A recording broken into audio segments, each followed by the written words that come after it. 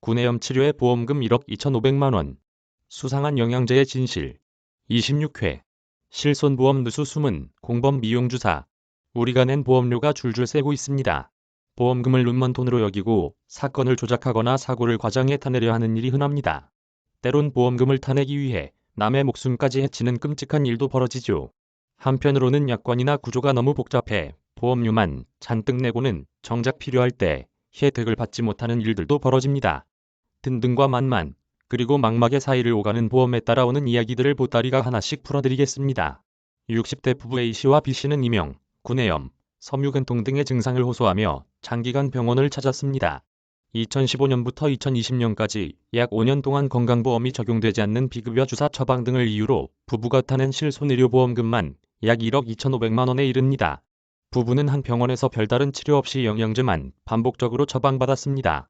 1회당 23만 원에 달하는 소위 세포면역 주사제라는 이름의 영양제는 성분조차 불분명했고 해당 병원은 보험사의 성분 확인을 거부했습니다. 게다가 부부는 주사제 치료만 받아 입원할 필요가 없었음에도 주사를 맞을 때마다 하루씩 입원을 했습니다. 통원치료 1회당 10만 원까지 보장해주는 실손보험 상품을 가입했던 터라 주사 비용을 청구하기 어려운 반면 입원 치료는 보장 한도가 최대 5천만 원으로 훨씬 크다는 점을 악용한 겁니다.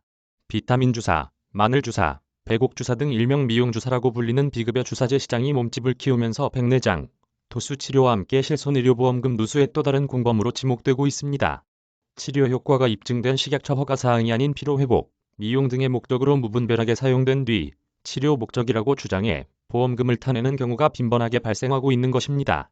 심지어 일부 병의원의 경우 수익을 목적으로 과도하게 미용주사를 시술해 안전성 논란까지 불거지고 있습니다. 비급여 주사제 시장 4년 만에 2배. 실손보험금도 증가세. 18일 손해보험업계 등에 따르면 지난해 말 기준 국내 비급여 주사제 처방 규모는 약 2천억 원 수준인 것으로 집계됐습니다. 2017년 1천억 원 수준에서 4년 만에 2배가량 성장한 셈입니다. 실손의료보험 청구 금액에서도 비급여 주사제의 사용 증가가 두드러졌습니다. 국내 주요 손해보험사 5곳의 실손의료보험 지급보험금 현황에 따르면 이 같은 주사제가 포함된 피부 관련 실손의료보험 지급 금액은 2019년 1,008억 원에서 2020년 1,287억 원, 지난해 1,526억 원으로 해마다 꾸준히 증가하고 있습니다. 금융당국도 실손의료보험 누수를 막기 위해 칼을 빼들었습니다.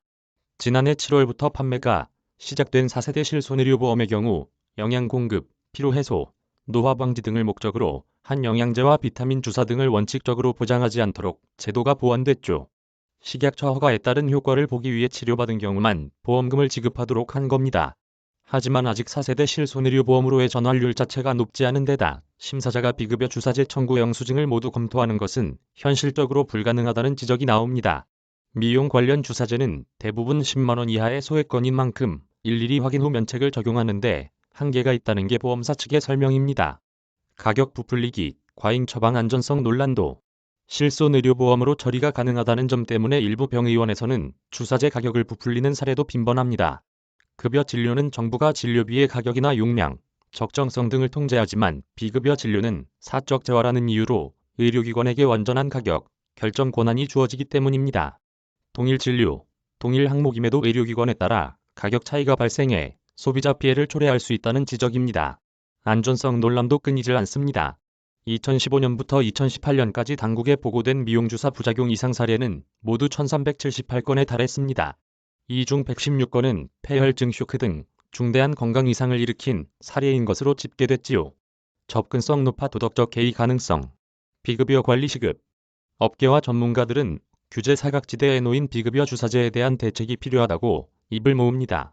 비급여 진료비의 상한액을 설정하는 표준가격 제도를 도입하고 실손 비급여 청구에 대한 보험금 지급 심사 기준을 정하는 심의기구를 신설해야 한다는 주장입니다. 정수은 현대해상화재보험 책임전문위원은 비급여 주사제는 실손의료보험 손해율이 주범인 백내장 수술보다 단가는 낮지만 손쉽게 접근할 수 있다는 점에서 훨씬 쉽게 도덕적 해이 대상이 될 수 있다면서 결론적으로는 선량한 보험 소비자들의 보험료가 올라가는 악순환이 될 수 있는 만큼 비급여 관리는 민간보험사뿐만 아니라 공공기관 차원에서도 함께 이루어져야 할 것이라고 말했습니다. 김일희, 홍인기 기자. 저작권자 서울신문사.